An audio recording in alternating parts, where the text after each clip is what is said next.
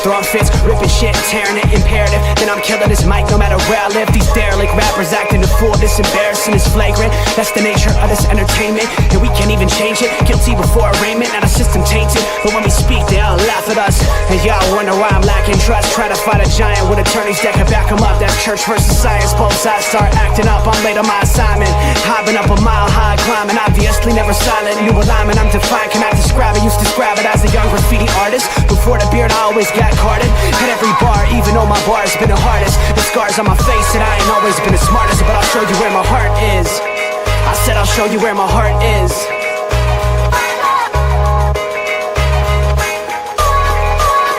I can show you where my heart's at. See it on my sleeves, even if the beat stops my soul. Ladies and gentlemen, welcome to another episode of Sports Nonsense and Whiskey. Woo woo! I'm your boy Pinky. We got Robert Spicy Icy in the house.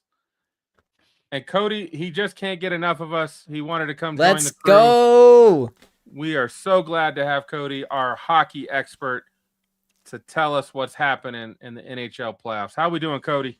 It's been a while since I got to hang with the fellas, so I'm excited to be here, talk some shop.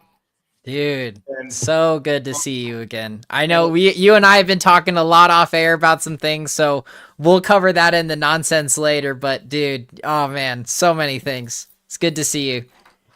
Cheers, buddy.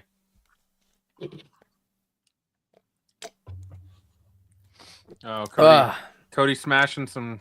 What are you smashing there? Some Coke, Mountain Dew? Yeah, I'm just drinking some Pepsi Zero. Oh, Pepsi, Nice. the worst. Yeah. Oh, gross. As Ryan Reynolds once said, Coke never Pepsi. Coke never Pepsi. Well, I'm on a zero sugar type of kick, and Pepsi Zero is way better than Coke Zero, in my opinion. But Coke That's everything is better than Pepsi. Period. Pepsi everything tastes so sugary, honey to me. Yeah. I Gross. feel you on that.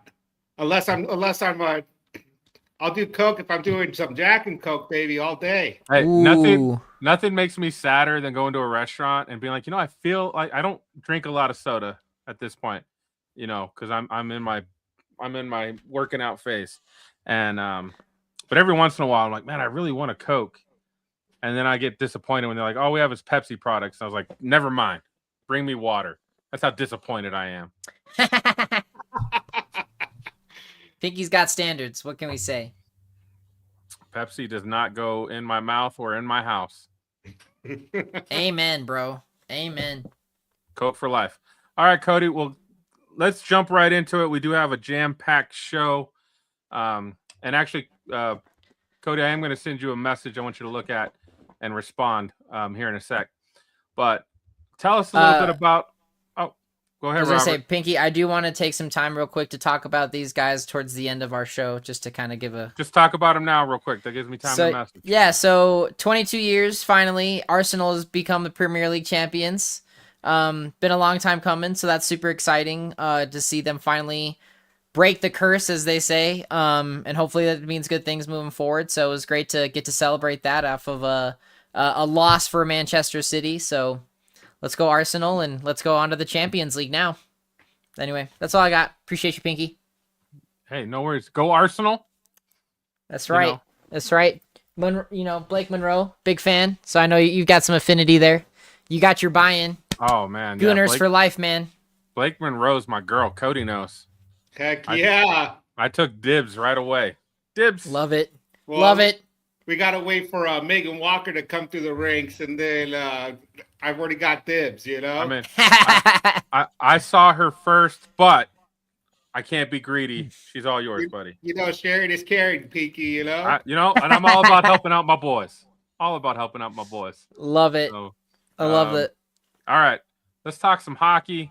Let's do it. What a I love, I don't know if you guys have seen it. There's a commercial, people in a bar, and they're talking about how great the Stanley Cup playoffs are. Mm-hmm. And then right after they get done saying it, some girl comes into the bar and she says something, and the guy repeats what the guy said about the Stanley Cup playoffs. It's great. And it's so damn true. There is nothing like playoff hockey. Tell the people, Cody.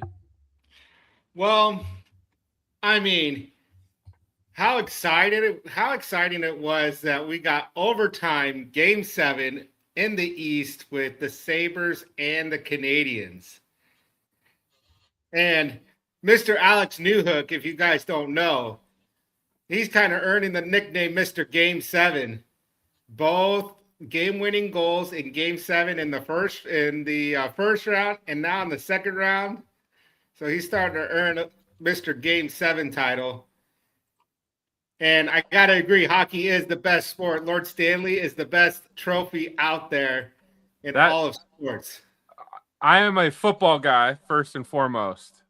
But yes, the Lord Stanley Cup trophy is the greatest trophy in all of sports. The history and the fact that they give everybody a day with the cup. Like, I know some players do some crazy stuff. Yeah, I'm doing some really crazy stuff with the cup if it's mine for a day. Like, we're washing that thing and sanitizing it because when it leaves Pinky's house, it's going to be dirty. Yes, sir. I am right on board with you. But like I said, Mr. Alex Newhook is Mr. Game 7, and I'm going to break down that series. There's a couple things sticking out to me in that Eastern Conference Final, Pinky. One, the Hurricanes have had a long break. They haven't played hockey in almost 2 weeks. Right? Oof. Getting cold. How rusty is that team going to be? How cold is that team going to be? Now, you could practice all day, but there's nothing like there's nothing like game pace on the ice. So you can practice and try to get that feeling, as much as you can. There's another side to that coin. You're going to be real well rested, real healthy. So breaking this team down, the Hurricanes are probably they're 95% on the penalty kill. 95%. That is probably the best in the playoffs remaining right now. Mr. Frederick Anderson, his goals against average is 1.25. That's insane right now. Insane, even though it's only been 8 games. And you could argue, who have the Hurricanes played, Yeah, I'm not feeling their competition that they've played so far. I'm not feeling it. Somehow I feel like this Eastern Conference bracket kind of easy. Right now. I'm gonna give it. Those Canadians have been through it. They scraped both. They played 7-game series in both rounds. Oof. So they're well tested. They are 25% on the power play. So it's going to be real interesting to see those 2 units, Canadians power play and the Hurricanes penalty kill, go at it, because that's going to be a big factor. If the Canadians can score on the power play, they're looking good. And with the rust, Canadians could take game 1, I feel like. I feel like they got to take game 1 to really kind of set the tone. Set the tone, build the confidence. Yep. I feel like the Hurricanes are a really good team, so you're not going to win them all. You're going to have to win 4, though.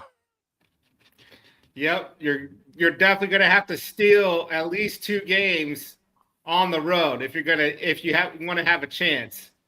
And I think they're going to split these first 2. So you got to kind of have to handle your business at home. Now, Cody, real quick, as we kind of talk through these, Carolina, they played the Senators and they played the Flyers. And the Flyers struggled with the Penguins. The Canadians had the Lightning, who are usually a pretty good team, and then the Sabres. Everybody was kind of picking the Sabres to make it. What kind of happened in that series?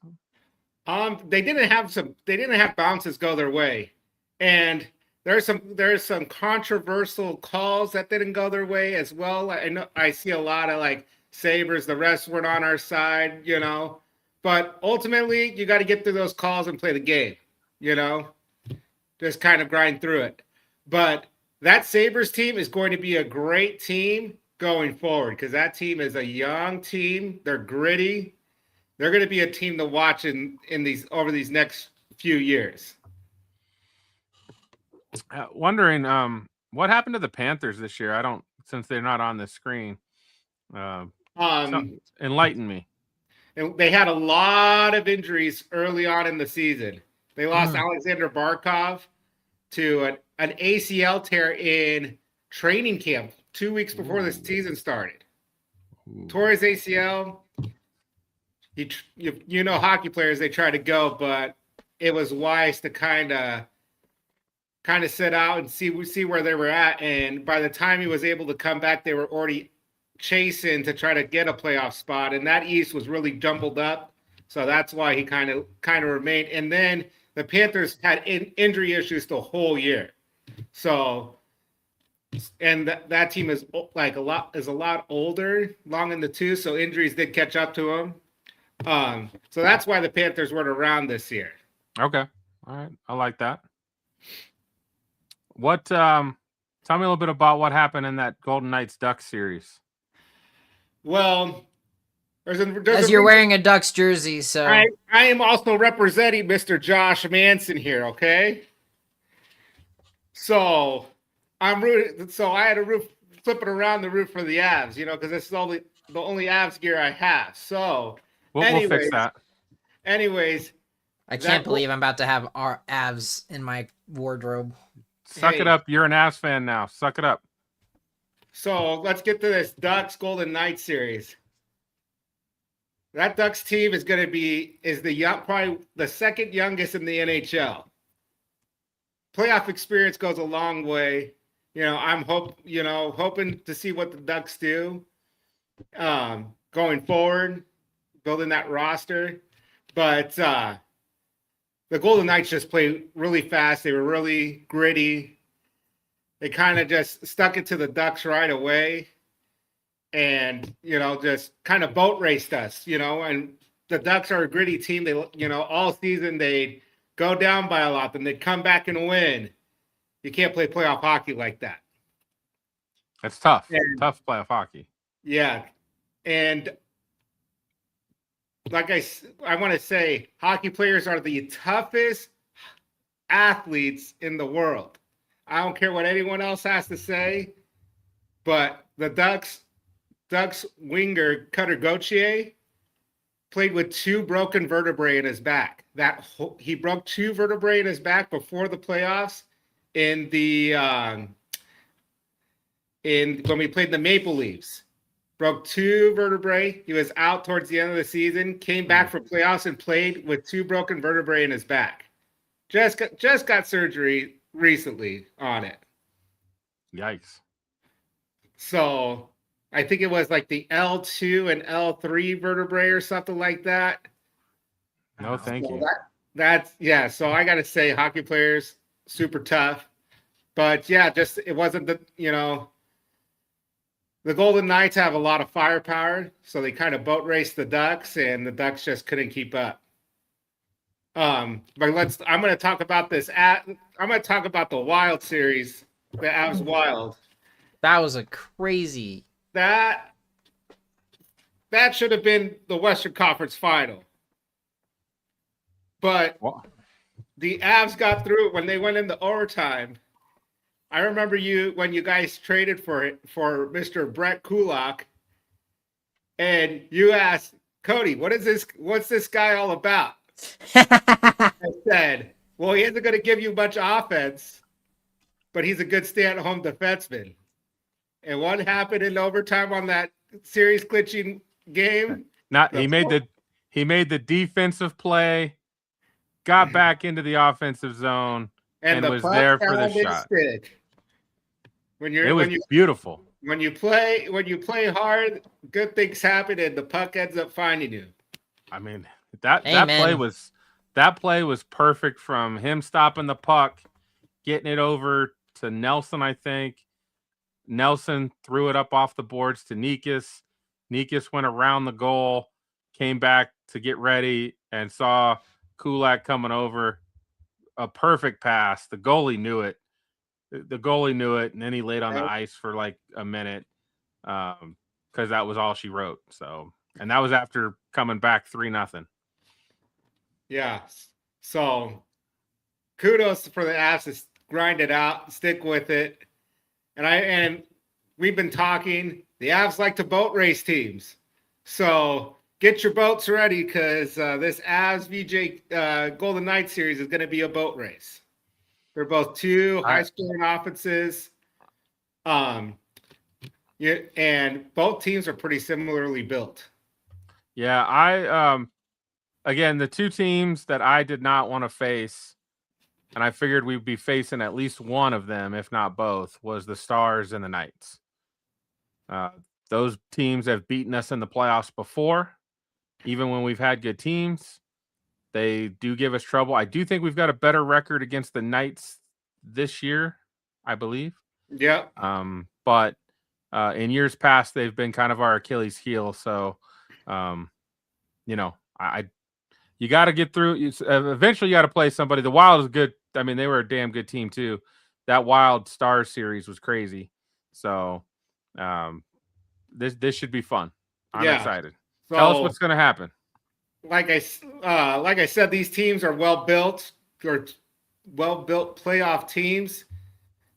But I always tell you guys, to win the Stanley Cup, you have to have at least three things rolling for you. You have to have depth scoring, good special team play, and a hot goaltender. Well, in my eyes, the Golden Knights goaltender and the Avs goaltender are pretty even stat-wise. The thing that I love that the Avs do, they put a lot of shots on net. I think they lead the playoffs in most shots on net. And then when you're shooting the puck, good things happen. That's right.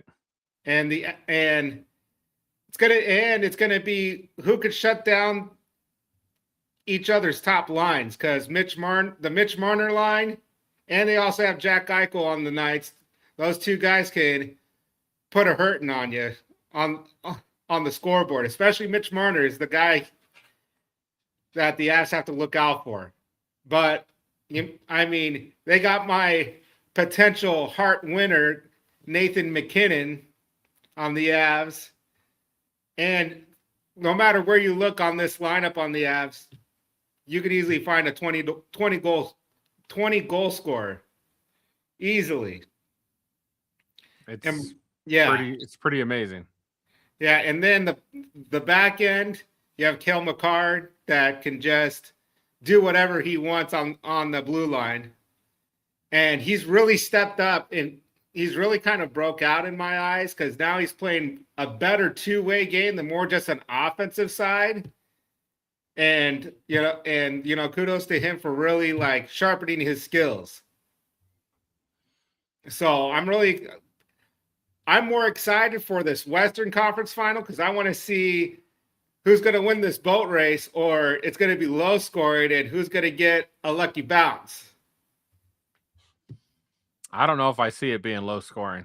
It's probably going to be very similar to that Wild series, where someone's going to go up and then play, and then the other team's going to catch up. That it's going to be a back and forth series. So I'm really excited. It should be fun hockey tomorrow night, game 1. Who's gonna win? Avs. I'm gonna this is like the first time since, I want to say, 2006, where both 1 seeds make it to the Stanley Cup final. Oh. Was Carolina the 1 seed? Carolina was the 1 seed in the East. Okay. So I see Carolina probably winning that at 5-6. And then the Avs, this is probably going to be a 7-game nail-biter series, if I'm going to be honest. Just because the Avs are going to come out firing probably game 1. Then Vegas will probably take a fluke game 2. Then it's going to go back and forth. They're going to probably split these first 2 homestands.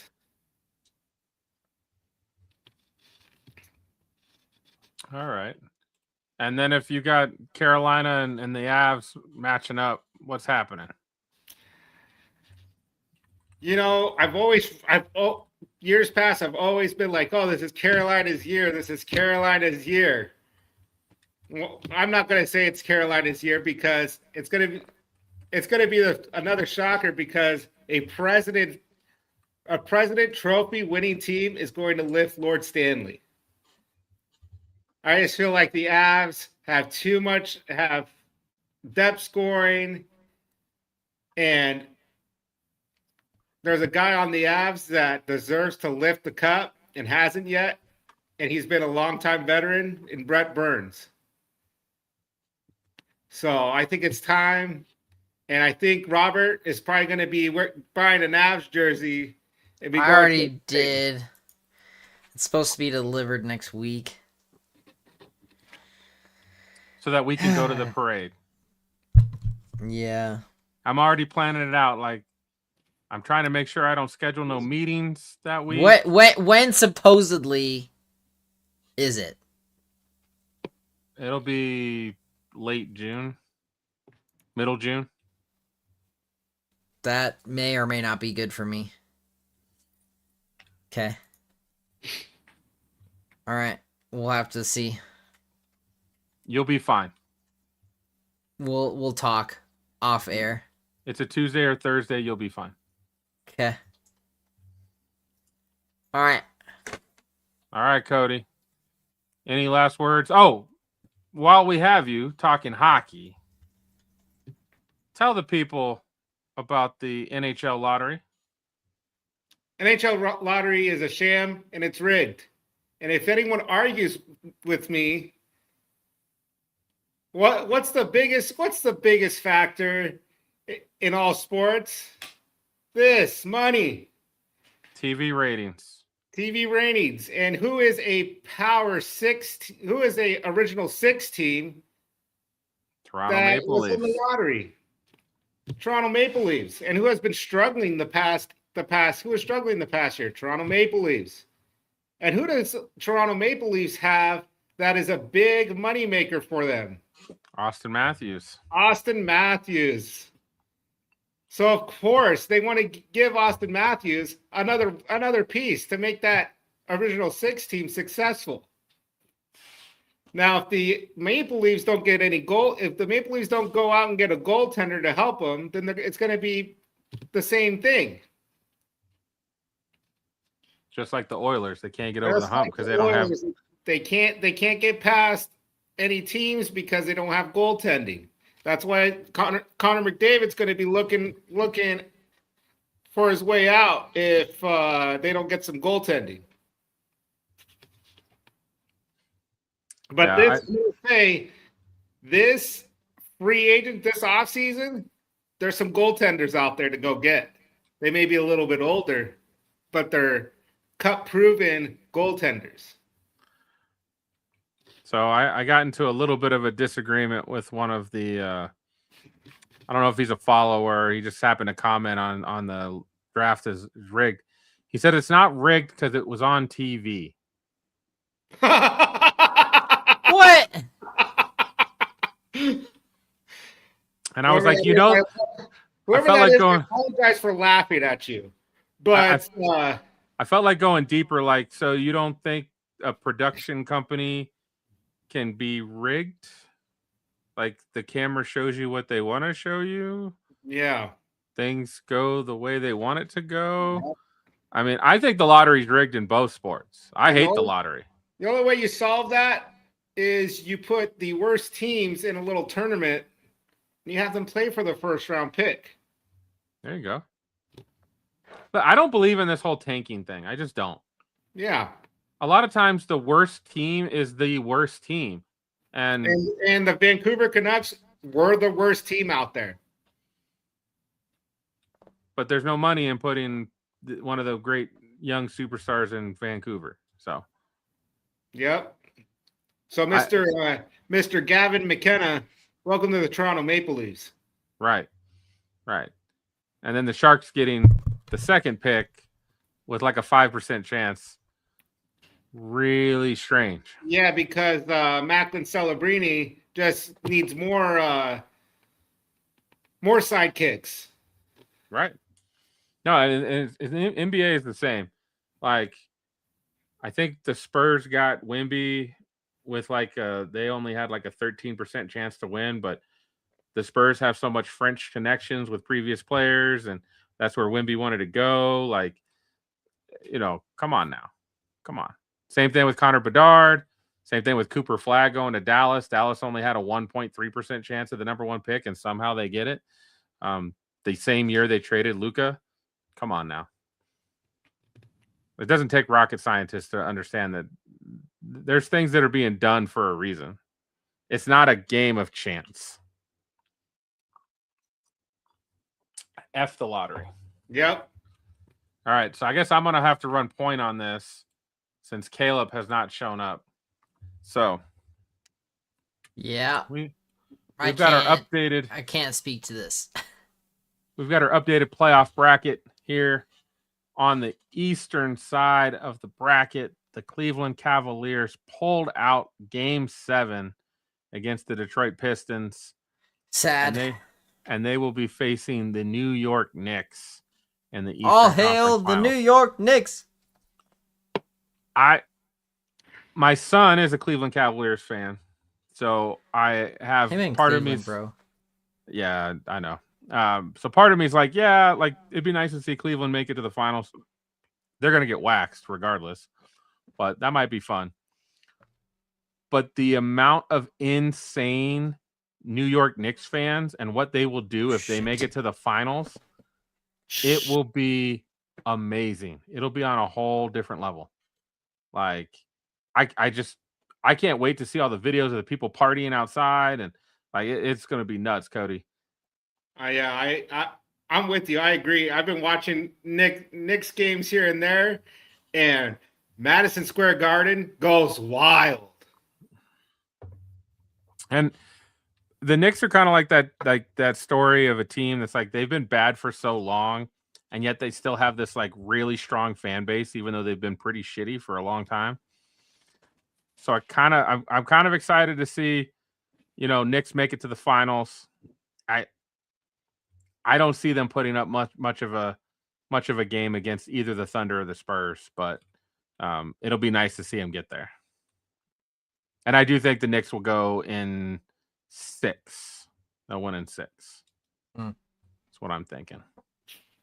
So I'm pulling for the Knicks because that's who Paul Atreides roots for. So let's go Timothy Chalamet. Now, I think it is funny, bringing it back to wrestling, since Cody and I are big wrestling fans. Danhausen is taking credit for the Knicks winning games and says he deserves a seat down there with Chalamet and Kylie and oh yeah, is it Ben Stiller? Yes, Ben Stiller, and there's somebody else, Spike Lee. He's like, yeah, I deserve a seat down there with those guys. So we'll see if they make that happen. Danhausen's everywhere. I love him. I love Danhausen. And he's a Detroit guy too, so like that makes him even cooler. I love that he cursed Stephen A. Smith. That was awesome. And Stephen A. Smith was like, I don't believe in curses, blah, blah, blah, blah, blah, blah. I was like, I love it because it got his reaction. And that's what it's supposed to do, right? So, love that. On the Western bracket, we have the Oklahoma City Thunder, the worst team in basketball to watch, and the San Antonio Spurs, our saviors. Please save us from watching the Thunder play more basketball. Yeah. I can't do it. Now, I will say the game 1 last night was pretty damn good to watch. I ain't gonna lie. That was pretty good to watch. Thankfully, Shea didn't get as many of his BS calls as he normally gets. I was watching Dogma for the first time last night, so I didn't watch the game. I can't wait to talk about that. Okay. I just watched Wemby go off towards the end and just say, hey, everyone hop on. I got this. Yeah, I was watching I will carry you to glory. I was watching Raw, and then I saw like my phone popped up. Wemby hit one from the logo to send it to overtime. And then I was like, oh, Raw's over. Overtime, let's go. And the overtime back and forth. Spurs kept letting Jalen Williams just throw up threes, and it was like, what are you doing? Stop letting Jalen Williams just throw up threes. Guard him. I really enjoyed that overtime. It still proves that Chet Holmgren is a bitch. I feel like he should be better. I don't know why I have that feeling, but I feel like Chet should be better. And he's not.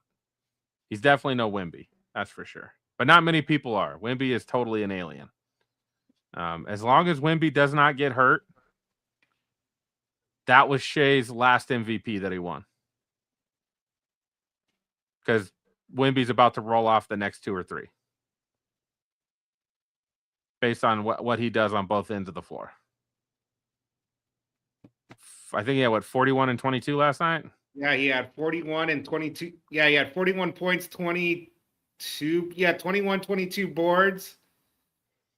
That's crazy. And I think he had a nasty block on Holmgren too. He did.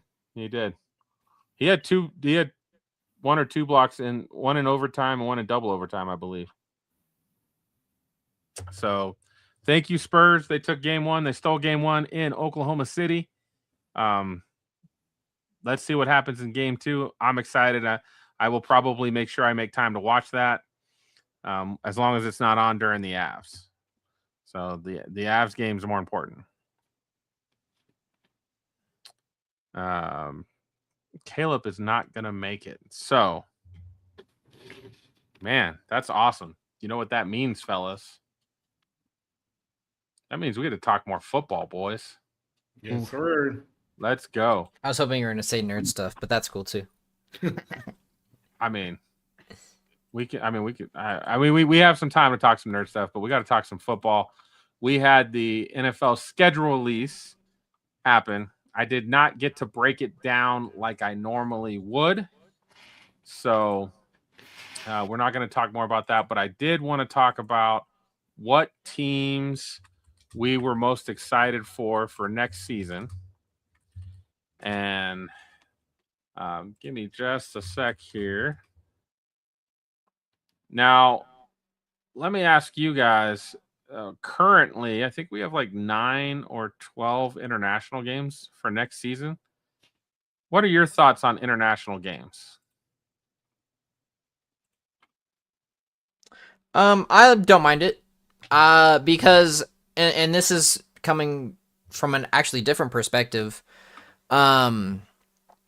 When a lot of the European soccer teams go on tour to the U.S., it's great to see. So I get to experience some of those things and see some of the players that I don't normally get to see all the time. So for some fans, especially for, our service members who are overseas, it's nice for them to get to experience some of that if able, and just kind of grow that passion for the sport. And you get, I don't want to say more views, but you get a lot more attention with it and how you present yourself. So I think they're great. Especially where eventually maybe you do get a World Cup of football, of American football, and then so on and so forth. I think that's something that maybe eventually could happen, where you have multiple countries competing for a legitimate Super Bowl, international Super Bowl, or whatever you want to call it. So I'm for it. I like that. Cody, what do you think about international games? I mean, I'm for it. It's all kind of like what Robert said. It's all about the money, all about getting more eyes on the product. Those international games, they get really loud.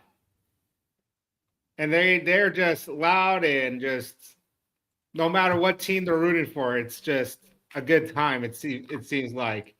And I'm all for it. I feel like eventually they're probably going to lean towards expanding into a more permanent team for like London, I see, and probably looking to expand. Yep. Yeah, I don't know if it's possible to have a game of team full time overseas. I don't know if that's going to be logistically possible, but I don't hate the idea. Which, Pinky, your screen's frozen. I don't know what's going on with you. Your video's just Oh, frozen. there you go. Now There you're we good. No, I just wasn't moving. You were locked, bro. Like it was Yeah, frozen. I was gonna say, are you okay, There was bro? nothing there. Yeah, I was getting a little worried for a second. Well, and then, I mean, Pinky, I'll kind of turn this back towards you with this. You mentioned, you're excited for when wrestling events go overseas because the crowd just really brings it. So being that, wrestling is your tails and NFL is your heads, if you will, or vice versa, whatever you want to do with it. That's your two main, your gimmicks. How do you feel about the NFL international market and what it does for the sport? So when you're making that comparison with crowds, like the crowd, well, let's start with this. Most of the international games that they've given are not the greatest matchups and greatest games. A lot of times when teams go overseas, like the poor folks in England got the Broncos and Jets last year, and it was like 13-11.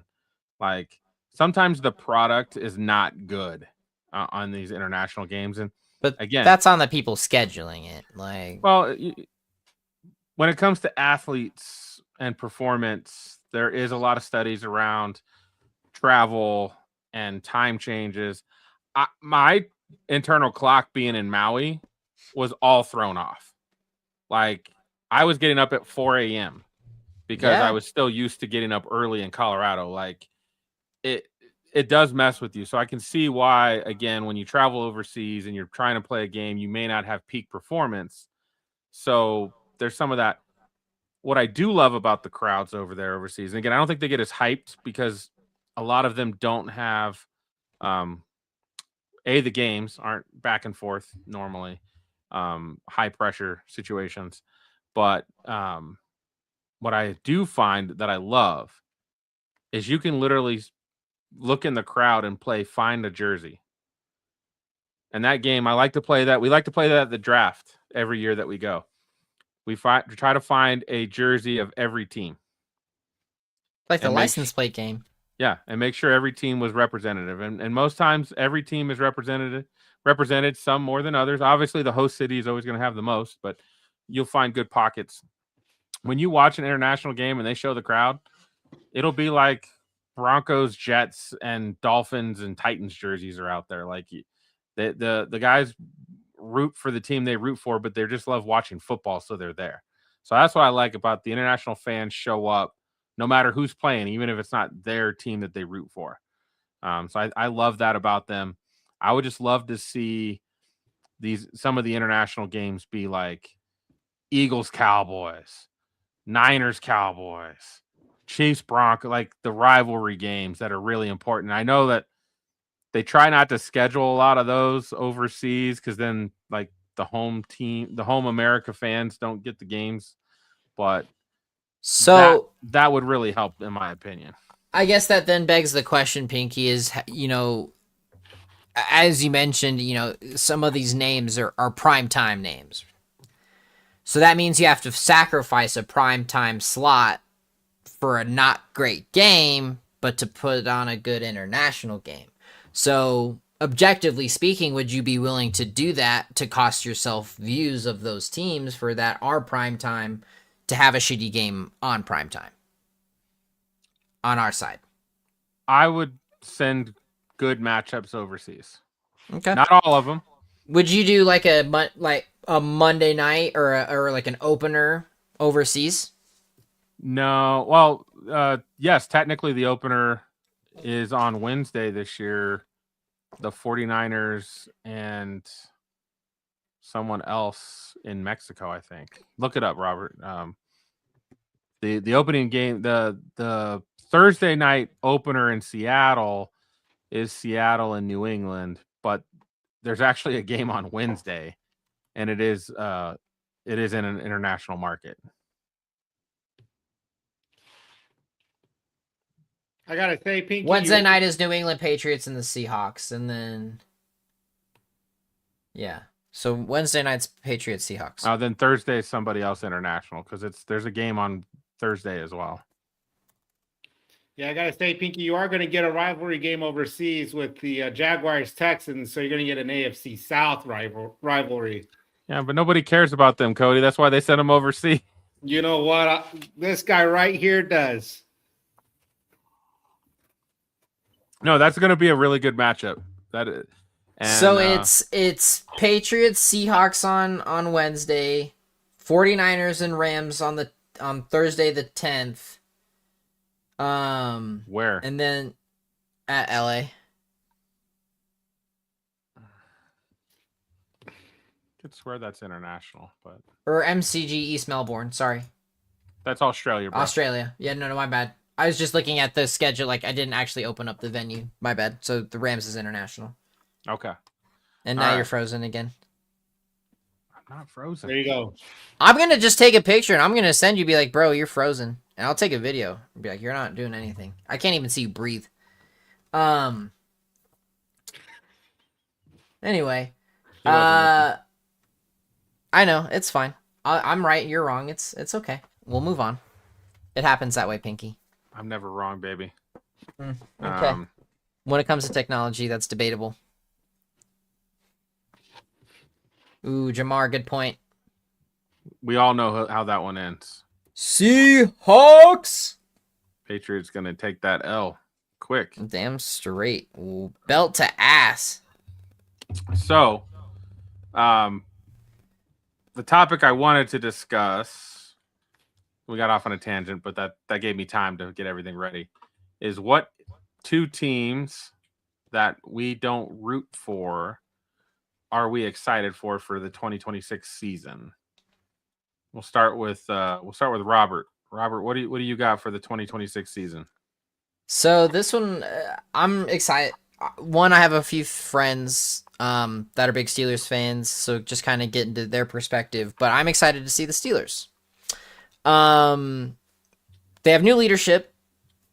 You know, they've been over 500 for the last 17, whatever, it's ridiculous amount of years. Like 19. They've never had never a losing season in the time that, that I can recall as being a fan.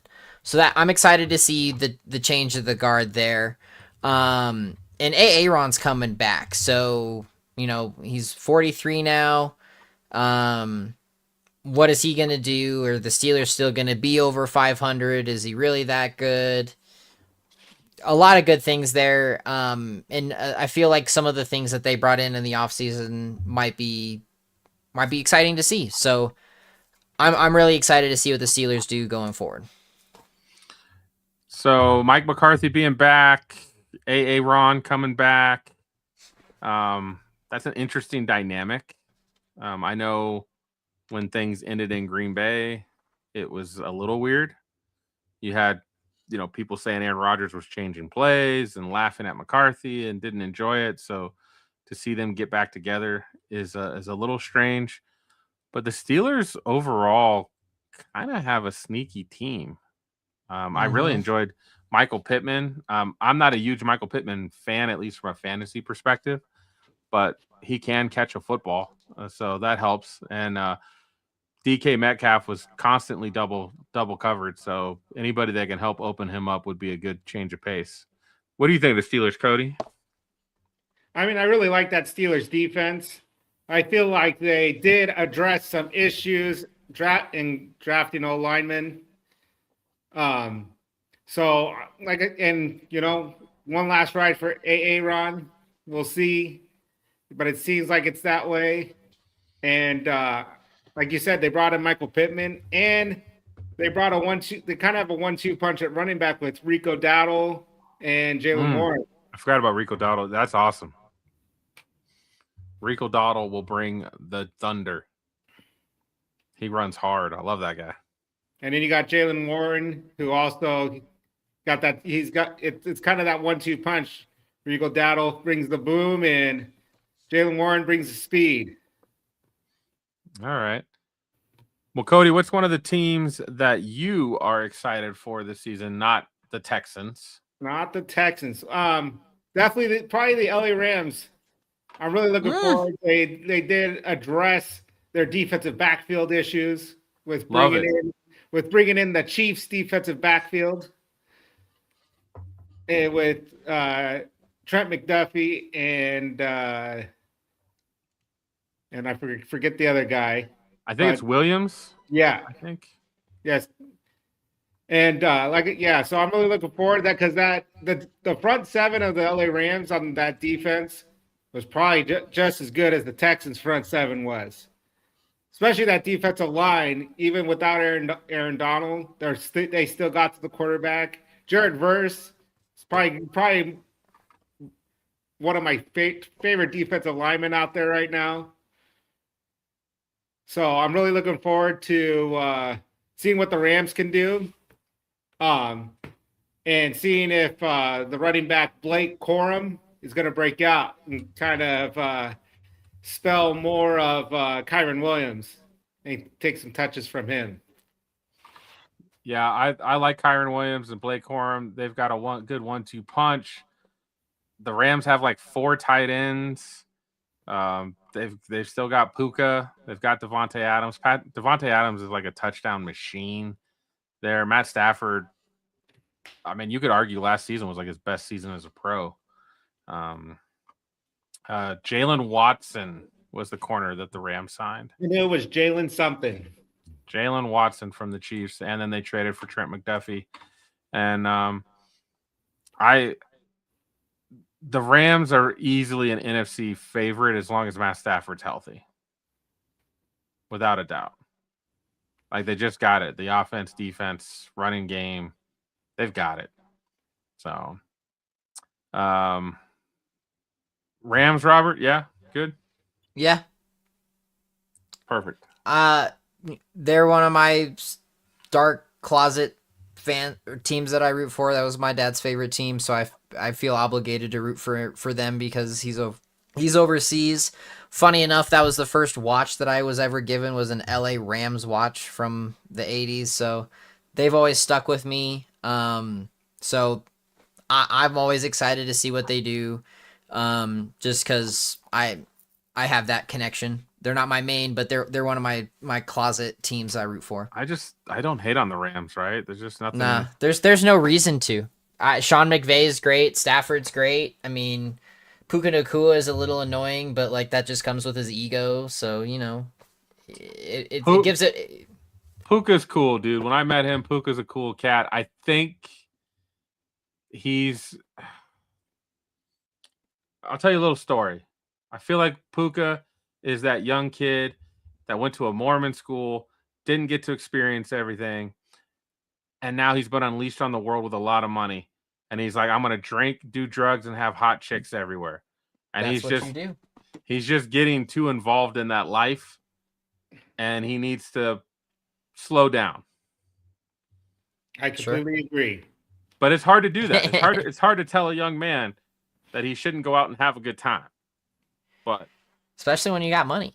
When you've got money and you can do what you want, it's hard not to. And he lives in LA, right? I mean, when you have money, you can get into a lot of trouble in LA. Most of us are broke, and we could go to LA and like we're not going to get in a lot of trouble because we don't have money to go to the best places and buy the best drugs. So, yep. That's just he's living a different lifestyle. I relate that kind of like to when I went to college. I shared a room with 3 other kids that graduated from the same high school. They all knew each other, and the 2 kids had never smoked, never drank, and within a month they were buying a pound of weed and buying 32 packs of beer every week. So,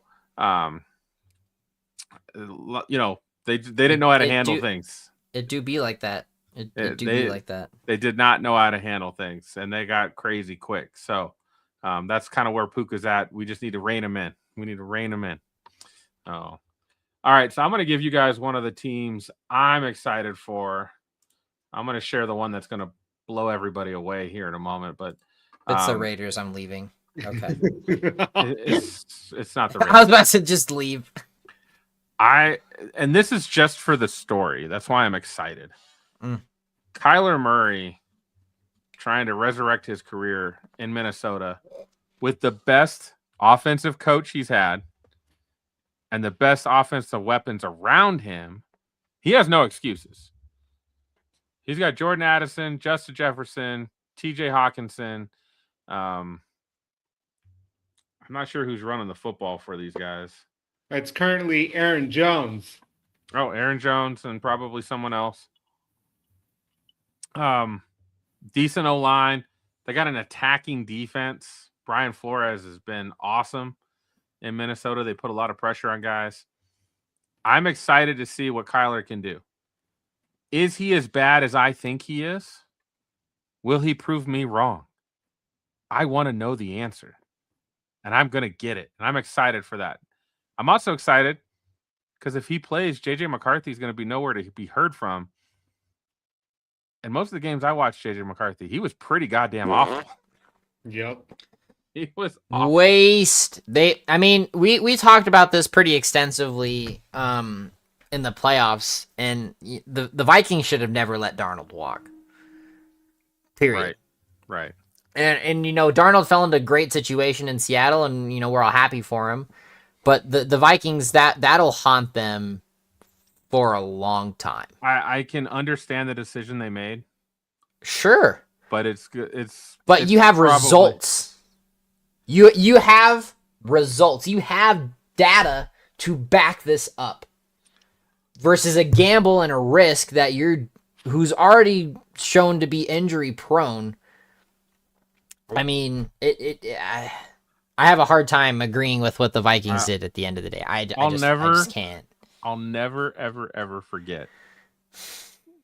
In Detroit at the draft, my son was straight clowning every Michigan Wolverine fan and letting them know that JJ McCarthy sucks. It was hilarious. And we had a Broncos fan behind us from Michigan that loved Michigan and loved JJ McCarthy, and she was wanting him to go to any team that wasn't like the Jets or something. And he got drafted by the Vikings, and she was so excited. And my son literally turned around and was like, I don't know why you're so excited. JJ sucks. I was like, Junior, chill the hell out, bro. I'm not fighting for you. Oh my gosh, that's amazing. Oh, Junior. Yeah, he clowned them all. It was great. And so far, Junior's been proven right. JJ McCarthy is really not good. Oh, crazy. That's what's got me excited for the Vikings. They do play in a tough division. The Bears are exciting. The Bears. I think the Bears are really hyped right now, so I didn't want to go with the Bears. Packers, what are they going to do? The Lions, are they going to come back? I would almost argue that the North is the most interesting division as a whole. But the Kyler Murray story is just so exciting, and that's what I'm looking forward to. Love that. All right, Cody, what else you got? Oh, no, I'm sorry, Robert, you're up. Robert, what do you got? For NFL, just in general sports-wise? No, the team you're excited for. Same topic. I mean, I'm really excited to see what the Bills do. I really, really want Josh Allen to succeed, and as we just witnessed last night in overtime, like Buffalo they need a break, man. Like they just can't seem to seal the deal in overtime. And as a sports fan, like it just hurts. It just really hurts. To see more recently, thanks to Pinky and Caleb to really bring me back into the sports world fully. To just grasp that, it just sucks. Josh is a great guy. He's got the talent. He just needs the team and to just close deals. It just needs to happen. So I feel like they made some good moves so far. There's a lot I think that they can come off of from last season to really be a contender again. But the window is closing. This will not be open forever. And if it's not done this year, it's not going to happen. I really don't think. When it comes not to at Buffalo anyway. I like Josh Allen. He grew up in he grew up in California. Played college football at Wyoming. After he spent some time on a JUCO team, he's worked his way to be arguably the best quarterback in the league. I think he's in the argument. what he has done for that team, and sometimes literally carried him on his back like Superman, has been awesome.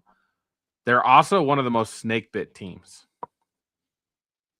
The 13 seconds against Kansas City, up by a touchdown.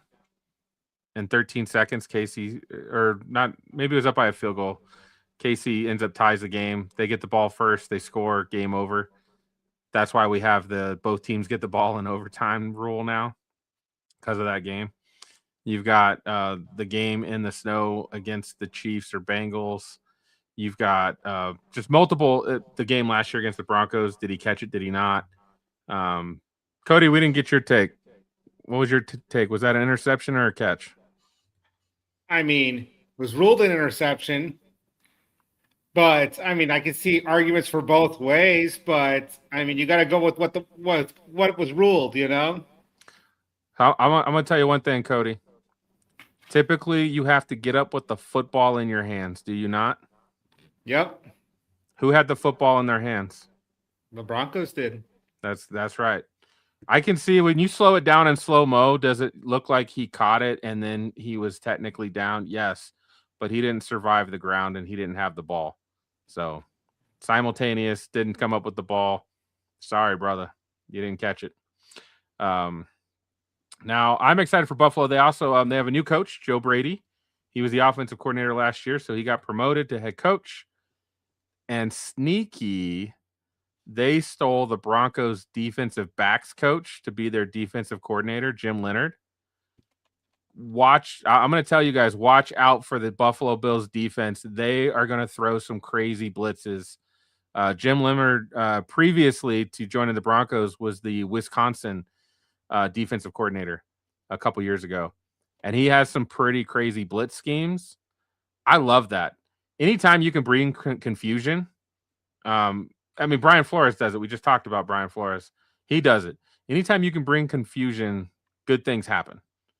And that's when you don't have to have like the best athletes that win one-on-ones all the time. Because sometimes when you're bringing guys from different spots that aren't expected, it's just not blocked. You got guys running free. So I'm agree with Robert. I am actually excited for Buffalo. I root for Josh Allen. I just don't root for him against the Broncos. Oof. Other than that, I've got me a Josh Allen jersey. I love Superman. Knicks just sealed the deal in OT, game 1. After being down 22. They were down 15 with 4 minutes left. Go Knicks. Cody, you had one more that you wanted to talk about. I know you guys are a fan, but I'm certainly not. But the Denver Broncos, I'm looking forward to them bouncing back after that horrible broken ankle from Bo Nix, and they're basically almost running it back, but with another weapon in Jalen Waddle from the Dolphins. So tell me, do you like that trade? Jalen Waddle was really good coming out of college. I was really, really high on him, but then he went to the Dolphins and went with Tua. Then he had an up, down, and he's on a down year, coming off a down year. So I feel like he's in his prime, in my opinion. I believe he's 28, so he's still got some tread on the tires. I know Caleb isn't a huge fan of the move, but in this draft, would you rather have Omar Cooper or David Boston or Jalen Waddle? Look, at the end of that first round, you had like KC, Concepcion, David Boston, or I think David Boston went in the second round. Yep. And Omar Cooper. Yep. Or would you rather have Jalen Waddle? Yeah. Tell me, which one would you rather have? I'd take Jalen Waddle all day and twice on Sunday. And I still think we have better football in a better scheme for Jalen Waddle than what he was playing in Miami. And again, he had Tyreek Hill. And Tyreek Hill was super fast, and Tyreek Hill would get open and the ball would go to him real quick from Tua. And I think that Bo Nix plays a little bit more point guard. Yep. And when Jalen Waddle's coming across 15 yards on a slant, Yep. the middle of the field is going to be open. The running back's going to be open. Like Jalen Waddle's going to open up the rest of this offense. Yeah. You also have Cortland Sutton winning those 50-50 balls deep. Like that, Jalen Waddle's going to give that offense another weapon and another option, you know, that defenses are going to not know how to stop. So I'm really excited about Jalen Waddle. For me, he was worth a first and a third in this draft. In other drafts, it's debatable, but we're not talking like it was a top 15 draft pick. It was number 30. So in most drafts, a proven player, 1,000 yards, he had 1,400 yards and 12 touchdowns one year. Yep. That's probably worth the 30th pick in the draft. Like, I think you're valuing draft picks too much if you're thinking a 30th draft pick is better than Jalen Waddle. So, in my opinion. Robert, you got some excitement for the Broncos? Yeah. I'm being a soccer player. I'm a little worried about Bo Nixon, where he's at in his recovery, with ankles. But overall, I feel like they've added a lot to their dynamic to protect him better, to prevent such situations. So it really is just kind of a waiting game. I don't want to get too excited because there's still a lot of question marks I feel that I need answered. I got a feeling with their schedule, I'm not predicting 14-3 this year like we predicted last year. No. I will, Cody. One of the teams we got right was the Denver Broncos. Yep. We had them at 14-3.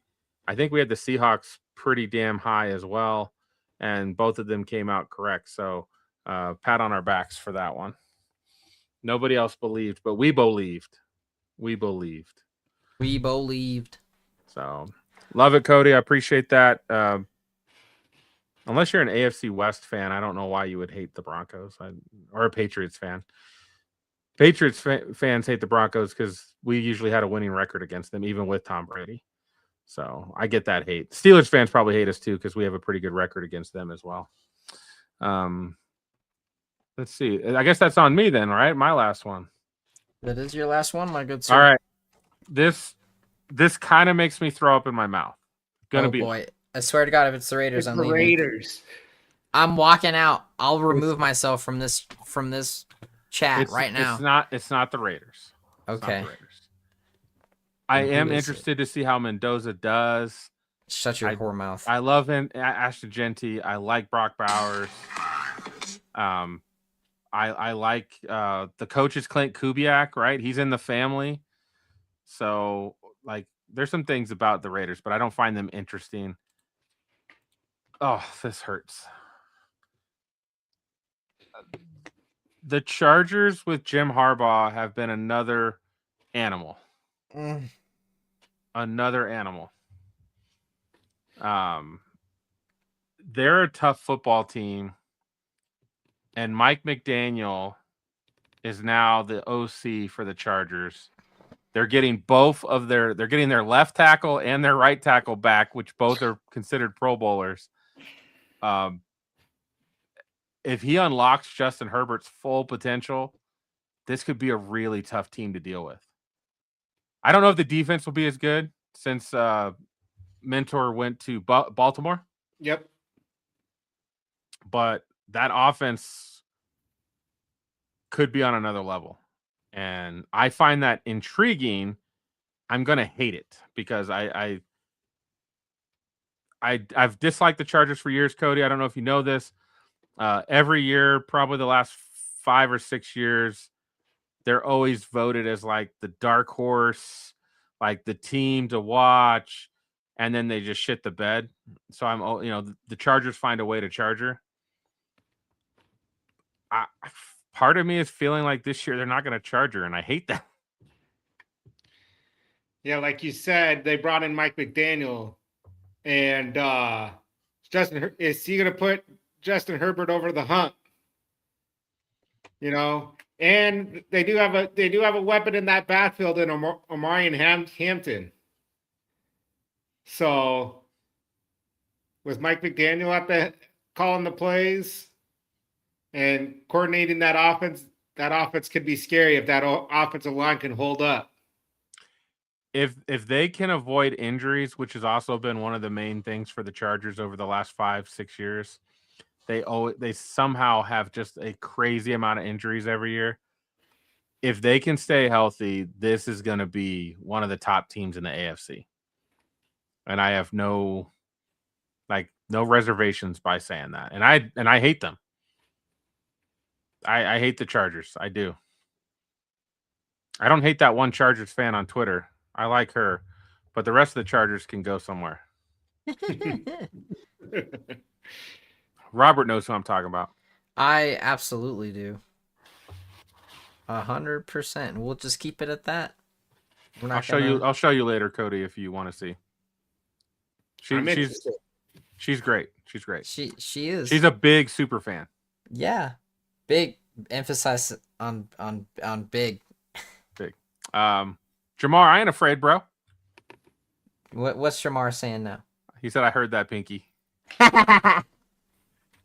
Yes, Patriots fans normally do not like the Broncos because the Broncos have beaten them in a lot of occasions. Patriots and Broncos, it's usually a good matchup. We did give them a game to go to the Super Bowl. You're welcome. We were a Bo Nixon ankle away from a Super Bowl, so Amen. we gotta live with that. But fun fact: the Patriots now have lost either as many Super Bowls as the Broncos or more than the Broncos. I have to fact check myself on that. Robert, look it up. Who's got the most Super Bowl losses? All right, as I'm looking that up, let's wrap this up. And to be fair, the Patriots have gone to the most Super Bowls, so of course they could lose the most because they've been to the most. The New England Patriots, 6 losses. Broncos have 5. The next closest would be the Bills and the Minnesota Vikings with 4. No, Broncos have 5. Incorrect, Robert. Well, I'm sorry. Judge the Google AI. Google's wrong. Broncos have 5. Well, sure. Right. Do they have 5 or 4? They only have 4. No, they have 5. Because they lost the Cowboys 1. They lost 3 with Elway. They lost 5 Super Bowl losses. Seattle, yeah. 5. Okay. I was right. Sorry, the Google AI, I just put in a question. I'm just giving you answers, all right? Like, AI is still not smart, all right? We appreciate you. All right. I'm not Robert, perfect. you had an interesting conversation. Actually, before you get into your topic, how was Dogma? I loved it. I didn't, so I want to emphasize this as clearly as I can. That was one of the few groups of movies that I never had access to as a youth, if we will. So I've known about it, like Jay and Silent Bob Strikes Back. Like those are a niche of movies that I'm working through. So this was my first real introduction to Kevin Smith's side of things. Now I've got other background with Kevin Smith and so on, but this was my first really true integrated Kevin Smith film, and I absolutely loved it start to finish. The humor was great. The story was phenomenal. The jokes were insane. Chris Rock, loved him. Like there are so many things about that movie that I just loved. Buddy Christ. Dude, Buddy Christ. Salma Hayek, I had no idea. And I'm like, this was at like one of the peaks in her career, and she got paid for this movie. So yeah. I was blown away. Loved the hell out of it. 10 out of 10. And it was really cool to see as a movie fanatic, and as you can see a portion of my library of movies, Kevin Smith, because I bought Dogma on physical because I have a problem, actually brought it out. He's like, yeah, so everyone's been asking me for years to bring this back, and to, you want to hold it, you want to touch it, and this is important. So that was one of the main reasons why Dogma was re-released, is for a lot of these fans. So to even get a copy was on physical was almost unheard of. Right. And I just fell into it. And even my buddy who knows my problem of movies and that I collect steelbooks, he's like, "Why didn't you get the steelbook?" Well, that's available on Lionsgate, and I'm like, I might consider it, but it's I loved it. I'm glad that I have it. I'm glad I get to experience it again. But Cody, have you seen Dogma? No, sir.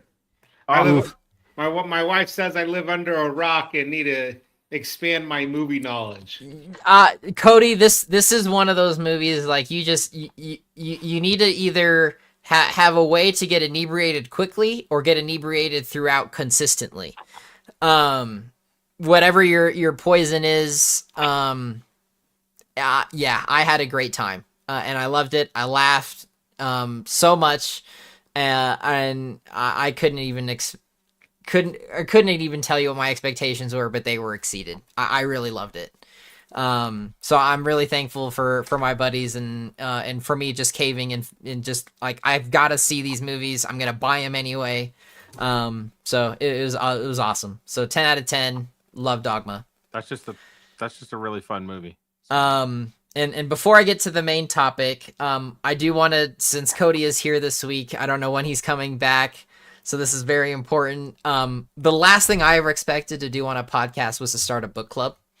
And Cody and I have started a Sports Nonsense and Whiskey book club. And it is full steam ahead. So for those that do watch us every so often, Dungeon Crawler Carl series recommended on this podcast heavily. Supposedly, and I need to do a little more research for Cody, but he's got to jump on it. But Seth MacFarlane has purchased the rights to produce this, which is up his alley. This is a phenomenal, like, this needs to be a series right now. Book 8 just came out. I bought 2 and 3, so that as soon as I finish this, I'm rolling on into the next one. So, God damn it, Donut. That's all I have to say. Cody, I know you finished it. I know you're loving it. You're like, I read slow. Finishes the book in 4 days. So I'm loving that you and I are sharing this. I hope that we get these guys into it, whether it's audiobooks or something, but this book needs to be experienced by the masses. Yeah, I totally agree. This would probably be Pinky approved. Oh, 100%. 100%. But my wife did listen to the audiobook, and she says the narrator makes it even better. I might have to cave and do this might be my first audiobook, if I'm being completely honest. My wife's got Audible, so I could definitely get this on audiobook. Yeah, dude, that highly recommend. You will not be disappointed. I think so far my favorite achievement that he's gotten is the boom achievement, where the walls haven't shaken this hard since your mom came here. Like that, like, it's in the first 100 pages of the book, and I'm sitting here dying of laughter as we're going through this. So can't recommend it. Cody, I'm so glad that you are on this journey with me. And it's even cooler to know that this author was even hosted by the Colorado Avalanche a few weeks ago and had a whole themed night. So it's out there. It's something that I just recently got into. So from the bottom of my nerd heart, please, if you have a nerd bone in your body, take this novel, read it, take this series, enjoy it. Phenomenal. Sports Nonsense Whiskey approved. 100%. And even if you're not as big of a nerd like me, I thoroughly enjoyed this. Yes. If you know how to read, get it done. Yes. Yeah, completely. So, the original topic for this evening going into that was broken into 2 parts. Since Caleb is not here and he brought up some very good points, we're going to save the second question for later. But the question that I posed to the group for this evening was, if you could be in any universe nerd fandom, which would you choose and why? So this could be like, oh, I want to have the powers of teleportation, but would you choose that in the DC universe or Marvel or whatever the case may be? Just because, and that's where you live. The second part we'll get into later, but I'm very curious about what you all would choose. So the floor is open. Cody, Pinky, whoever wants to go first. What you got? I'll go first. Give me a Green Lantern ring. Yeah. So I can do whatever I want with the ring, you know? Solid choice. Any universe, just as long as I have a Green Lantern ring, you know? Yeah. I love it. I mean, the possibilities are endless, right? Like, it's your mind that controls it. So, and as we had seen in the new Lanterns trailer this last week, is he counterfeited money with the ring. So, like, your possibilities are endless. But as a Green Lantern, you probably shouldn't do that. So, just word of advice. Solid, Cody. I love that. I mean, if we're just talking powers, man, you already know, like, I'm a Hulk guy through and through. Like, I just want to be incredibly strong and smart, where I'm smart, and then, like, when my kids come and piss me off, I become the Incredible Hulk, and nothing can hurt me. And the madder I get, the stronger I get. Love it. I'm all about it. You're posing a multi-layered question here, because you have the Hulk, but then you have Smart Hulk and World War Hulk and so on. I mean, so do you have a preference of where you would go? The original Hulk character, when he's Bruce Banner, is smart. Yeah. And then when he becomes angry, he becomes Hulk. So you want to be Lou Ferrigno? Sure. Yeah. Absolutely. Okay.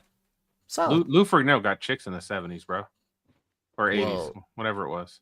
Yeah. All the time. Sure. He's on TV. Among other things, like super green, perfect. Yeah, 100%. I mean, I have a Hulk tattoo for a reason. So Hulk's my guy. With Deadpool and Wolverine, like, I feel like it's a solid combo. Can't go wrong. Awesome combo. Can't go wrong. I'm trying to think about, like, which universe I would want to be in. But see, like, you have to. That's why I love to ask this question. Is it's not just what you would do, because, like, so for me. My thing is like, I'd love to manipulate time. I'd love to be able to see different things. So, like, that would be fun for me. But I can't say it'd be the Marvel universe, because they're kind of constrained by certain rules. So DC kind of opens that up to a lot more of opportunity because of the Flashpoint paradox and all of these other things that could happen. Here's my question. I can be in any universe, but I'm like one of the badasses in the universe, right? Because in any of these universes, they show us the lowly peasants or the folks that need saving, and they're always pretty pathetic. And it looks awful to be part of that. So I think it depends on what class are you of whether you want to be there. And I love that you're kind of taking that direction, Pinky, because that leads me to what that second question was going to be. Is so you choose your powers and things, but let's say that's not an option. Strip the powers, you can't choose what you're in, but you have a universe to choose from. So you are your normal self, a normal citizen. You have no impact to what happens to these universes. What universe would you choose? Would you live in Marvel's New York City? Would you live in Batman's Gotham?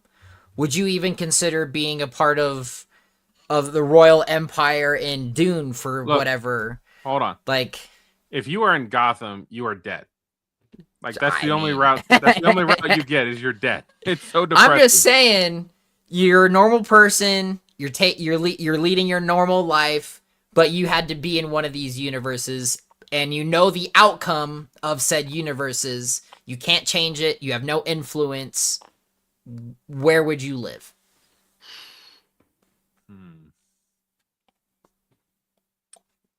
For me, I live on Coruscant, no question. Doesn't matter. Empire, pre-Empire. That's where I want to be. There's just so much that happens. You know what universe I never saw the good guys having a bad time? And I don't even really like it, but Star Trek. If you're a red shirt, it's a really bad time. I don't even know what that means. Well, you're not a Trekkie, so it's okay. But the red shirts die all the time, so you wouldn't want to be a red shirt. Okay. And any other color, you're good. Just not that one. Okay, fair enough. And I think Cody could attest to that pretty well. I feel like you have some Star Trek knowledge there, Cody. I am not a super Trekkie, but like I've seen Okay. like the basic movies. But I'm not like, oh, it's So yeah, live long and prosper. yeah. No, the red shirts, you don't want to be a red shirt. Like I don't want to be there. But yeah, I feel like in Star Trek, generally speaking, it's a peaceful endeavor. Until Kirk decides to, stick his dick in something that he shouldn't. But, that's who he is. And that's what makes Star Trek, among other things. You have so many timelines that you can go through that just make it one of the very few untapped, I think, nerd fandoms that you could live in and survive. For lack of a better term, your likelihood to live well into your years is there in Star Trek, but not many others.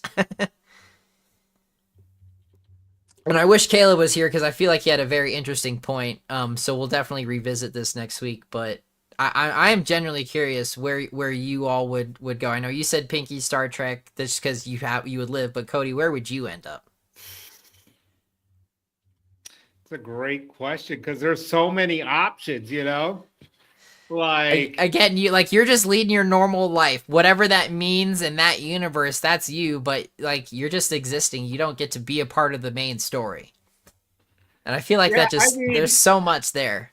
I mean, I would even go into Lord of the Rings and live in the Shire. Yeah. Okay. See, you get to eat and drink all day and not even care. Drink all day. Hell yeah. Smoke, it's all good, always having a party, always having a good time. But Cody, don't you dare walk out of there. Because bad shit happens once you leave the Shire. But again, he's a citizen. He doesn't have an impact to the story, so he wouldn't have the ring. He's not Samwise. Like, he's just a normal hobbit. I didn't even think about that, Cody, and I'm so pissed at myself that I didn't, because that would be amazing. Eat, drink, and sleep, and smoke all day. Yep. Love it. I think the other one, if you're, one of the cool guys, Harry Potter world would be pretty easy. You've got one bad guy. Depending on what era you choose. But yes. Yeah. That's another good one. That's probably the easiest. In Lord of the Rings, it's literally the Shire, and if you're anywhere else, you're fucked. Yep. So, and that's why I keep thinking about all these other universes that are possibly we have the idea of a utopian universe, and there's always something wrong with them. So, my answer, and I feel like this is cheating, but I would choose Ready Player One because I could be whatever, do whatever, have whatever, doesn't matter.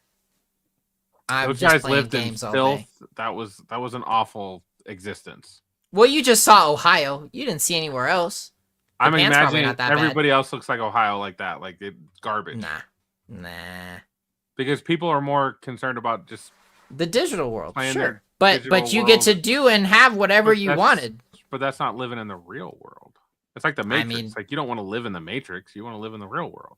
But you have the eventual, like, hey, you can't live in that world, so you have to expand. But like you still have your character. So I feel like it's like I said, it's a cheat, but that's my answer. I mean, Ready Player One's fun, but no, that's not living. I feel like you got a lot of things there. I'm not gonna be in a VR headset touching a woman. I'm just saying. Like, well, that's why you get the haptic boot suit and you can feel it all still. That does nothing for me.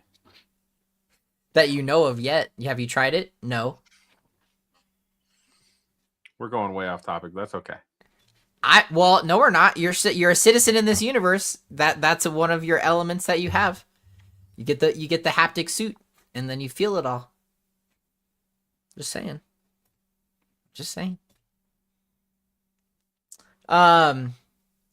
So that's what I had for nonsense. For my final thought, I get to take my 6-year-old niece to Star Wars for the first time in the movie theater this week, and I'm so excited. She's got her own little Star Wars outfit. She's got her lightsaber over here that she's gonna bring. So to get to pass that on to my next generation of my family is special. So I'm super excited for that on Friday. It's going to be summer. Family is the most important thing. It's Memorial Day weekend. Cherish that time. It's never guaranteed. Enjoy the barbecue, enjoy the hot dogs, all whatever it is that you do on Memorial Day. But yeah, we're partying at your place, right, Robert? That's what's happening. I got F1s this weekend. Like, there's a lot of stuff going on in my weekend. F1's not on Monday. F1's on Sunday, but it's Friday, Saturday, Sunday. Barbecues happen on Monday. The pool will be open. We'll talk offline. We'll talk offline. All right. Sometimes I got to spell it out for this guy, Cody. I swear. Hey, man. I got to spell it out for this guy. Do you have any idea? I got countless hours of entertainment. I've got a whole book to read now because Cody couldn't wait. He's like, I'm going to read this book as fast as I can. So I've got some things I got a plan for already, and I have the new James Bond game coming out with Lenny Kravitz on Thursday. Like, my schedule for entertainment is booked, and I can't reschedule anything with myself because if I do, I'm going to be even more pissed that I'm taking so long. The problems of being a nerd, there's just countless ways to spend your time. Countless. You're a special guy, Robert. Hey, I just bought myself the power sword today. It's beautiful in all its glory. Show the people. Dude, this Show thing the is people. amazing. What are you doing? And where's Grayskull? Oh, we're in nonsense. Come on now. Oh, man. So, as you all well know, I'm a huge avid collector of popcorn buckets and drinks. This is a cup.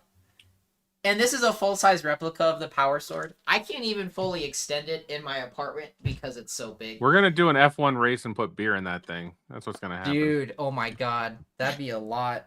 That added to the collection today. And then, yes, Pinky, I have not shown you Graceful, which is a 3-in-1, which I didn't realize when I bought it. So it's a combination, and it comes with everything. One comes with a fully movable drawbridge, which is fantastic. So that's, super awesome. It's a cup as well. So, super dope. And then I can hold my candy in here. How much was Grayskull? Actually, this was one of the more cost-effective things that have come out recently. It was $45. I was really shocked. How much was the sword? $40. I spent $91 in total for both of these, which I was like, that's actually pretty good. That's not awful. So, which to back this up for everyone that doesn't know, so The Mandalorian is coming out this Friday, as we've just discussed. So I got the Yoda popcorn bucket, but they also have the AT-AT popcorn bucket. And while I spend copious amounts of money on this shit, I have a moral thing about spending $80 on a popcorn bucket. So I didn't buy the AT-AT as much as I want it, but that was also a pretty cool bucket that I was like, maybe, but I just couldn't do it. But I got a full-length power sword in Grayskull to account for it anyway. So I feel like I'm made out like a bandit, and my nerdum is just expanding further and further. I counted today. I have 26 popcorn buckets, Pinky, from the last few years. I have a growing number of wrestling toys and memorabilia, so I'm not going to say anything. I hope you wouldn't, because I'd be like, you can't call me a hypocrite, because I'm honest with it, and it just gets better and better. And the fact that with every movie, to some degree, there are better and better popcorn buckets, it's just exciting. And since physical ticket stubs aren't a thing anymore, like, this is my, hey, I was there opening weekend type thing. So, You are going to run out of space, though, eventually. Yeah, I did put in the chat earlier. There are some popcorn buckets that I may sell, or some other things that I'm going to get rid of. But, this is kind of my other retirement plan, because these things also are worth stupid amounts of money. So we probably need to work on your retirement plan coming from your financial consultant. Yeah. We'll talk. Let's talk about it. So, between all my memorabilia, it's a lot. We shouldn't discuss that on air, but my room is worth a small fortune. Love it. Yep. All right. There'll be more popcorn bucket reviews coming later, but like this is probably the second best bucket I've probably bought in my life. I'll warn the people, you're going to see Mando. I'm going to see Mando on Friday. So I'm seeing it twice on Friday. There will be spoilers and a full review on next Tuesday's podcast. Woo! You are all warned. Yes. Pre-warning. There will also be a warning on the next week's show, but there will be things to be covered. Top to bottom. I'll need a full 30 minutes. Why is your bed moving, Robert? I have a dog.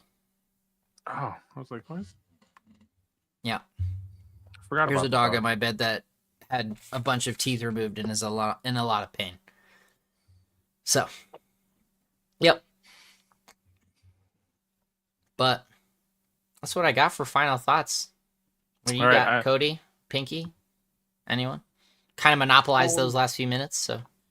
Game 1 tomorrow. Let's go, Avs! Unfortunately, that I have to say that. But I always enjoy chopping it up with the fellas. And like, hopefully you see a lot more of me. Because yes, my schedule's freeing up, and I do enjoy chopping it up with y'all. So Cody, we got to do the Sports Nonsense and Whiskey Book Club review, man. As we get through this series, we got to do it. I'm so game for this. Enjoy your Memorial Day weekend with your friends, your family, and really reflect and have a good time. Trying to do my best, Caleb. Thank you, everybody. If you have not already, hit that subscribe button, hit that like button. Come and talk some shit from time to time, like Jamar does. Talk nerd stuff, football. If there's a topic, sports-wise or nonsense, you want to talk about, hit us up. Let's talk. Let's chat. Let's do it. Have a good time. We're always open about having that open dialogue. Until next week, we're out. See ya.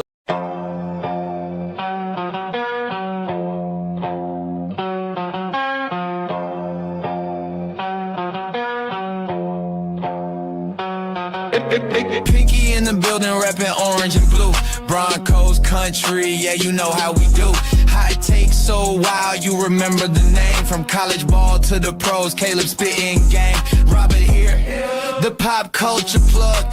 From comics to racing, pour the drink in the mug. Sports, nonsense and whiskey, yeah, bold talk. Good laughs and a glass in the air. Sports, nonsense and whiskey, right? Kick back, tune in, take a wild side stride.